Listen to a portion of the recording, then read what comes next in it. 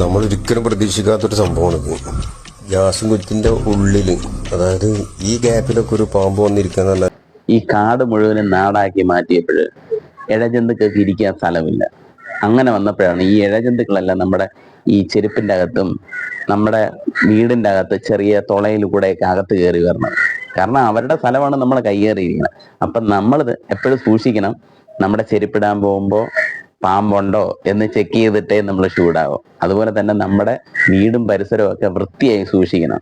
ഇല്ലാന്നുണ്ട് ഇഴജന്തുക്കളുടെ കടി മൂലം മരണപ്പെട്ട പോയ ഒരുപാട് സംഭവങ്ങൾ എൻ്റെ ശ്രദ്ധയിൽ പെട്ടിട്ടുണ്ട്.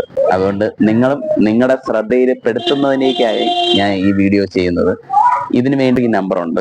ആ നമ്പർ ഞാൻ സ്ക്രീനിൽ കൊടുത്തേക്കാം. എപ്പോഴും നിങ്ങൾ ഈ നമ്പർ സേവ് ചെയ്ത് വെച്ചേക്കണം. ഇഴജന്തുക്കളെ കണ്ട പെട്ടെന്ന് നിങ്ങൾ ഓടുകയോ കുതറുകയോ മാറുകയോ ഒന്നും ചെയ്യരുത്. ഫോൺ എടുക്കുക, നമ്പറിലേക്ക് വിളിക്കുക. അവർ വിദഗ്ധർ വന്ന് വേണ്ടത് എന്താണെന്ന് വെച്ചാൽ ചെയ്തോളൂ. പ്രത്യേകം സൂക്ഷിക്കണേ.